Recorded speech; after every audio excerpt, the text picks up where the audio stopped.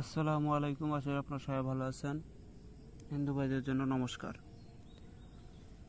তো আজকে আমি নিয়ে আসছি পেট থেকে সমস্ত জাদুটোনা বের করার পরীক্ষিত তদবির।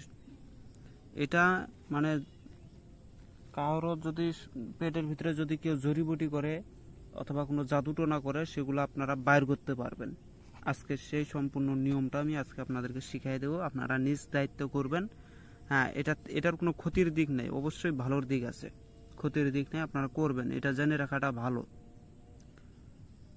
এটা আপনারা জেনে রাখবেন, অবশ্যই আপনাদের কাজে লাগবে। আপনারা নিজে করে দেখবেন, তাহলে বুঝবেন যে কাজ করে কি নাই। এটা করার জন্য করে সর্বপ্রথম এখানে আপনাদের দেখতে পাচ্ছেন বিসমিল্লাহির রহমানির রহিম। এখানে 100 বার, সূরা ইখলাস 11 বার, সূরা ফাতিহা 3 বার, আয়াতুল কুরসি 3 বার। এখন নিয়মটা বলি। উক্ত সূরা পাঠ করে সরিষার তেলে ফুঁক দিবে প্রতিবার। মানে যেভাবে আছে বিসমিল্লাহ একবার কয়ে পাঠ একবার করবেন, একটা তেলের মধ্যে ফুঁক মারবেন। এভাবে 100 বার করে 100টা ফুঁক। তারপরে সূরা ইখলাস 11 বার ফুঁক, ফাতিহা 3 বার, আয়াতুল কুরসি 3 বার। এভাবে সবগুলাতে ফুঁক মেরে দিবেন। মানে সেই সরিষার তেলের মধ্যে প্রতিবার দম করবেন।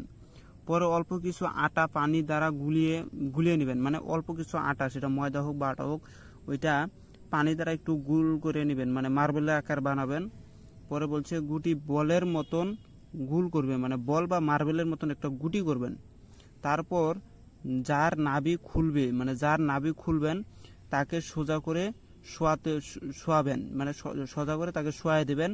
কিছু সরিষার তেল নাভির ওপর দিয়ে ভালো করে ওই আটার গুলি নাভির ওপর আস্তে আস্তে ঘোরাবেন।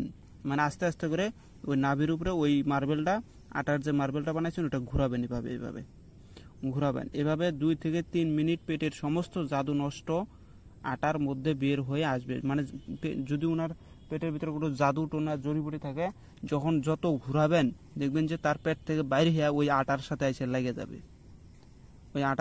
লেগে যাবে। তখন আপনারা বুঝতে পারবেন যে তার মানে পেটের জাদু টোনা বাইরে হয়ে গেছে, ওই আটার মধ্যে এসে জমা হবে। তো এই ছিল আজকের ভিডিওটা। হ্যাঁ, এটা আপনারা ভালোর কাজে খাটাবেন। হ্যাঁ, এটা হিন্দু নাই, মুসলমান নাই, সবাই এটার কাজ করতে পারেন। সবাই যদি হিন্দুদের যদি এগুলো মুখস্থ থাকে, হিন্দু ভাইদের, তাহলে অবশ্যই ওনারাও কাজ করতে পারেন। এটা অনেক পরীক্ষিত, আপনারা নিজে করে দেখেন। আমিও এটা অনেকবার করছি, কিন্তু আমি বিসমিল্লাহটা এতবার পড়ি না। আমি এগুলো পড়েই কাজ করি, ইনশাল্লাহ হয়ে যায়। তো আপনারা চাবেন ভালোভাবে করার জন্য করে, তাই এগুলো প্রসেসটা আমি সুন্দর করে দিয়ে দিচ্ছি এই হারুত মারুতের ভিতরে। কারণ এগুলা জানাটা আবশ্যক, এগুলো না জানলে কবিরাজি বা ফকিরান্তি হয় না। এই হারুত মারুতটার ভিতরে যে জিনিসগুলো লেখছে আমি বললাম তো, একজন লোক যদি 10,000 টাকা দিয়ে যদি একটা কিতাব কিনে, ওই কিতাবের ভিতরে যা পাবে না, আমার এটার ভিতরে তা পাবে। আর ওই কিতাবের দ্বারা যা কাজ করতে পারবে না, আমার এটার দ্বারা 100% কাজ করতে পারবে।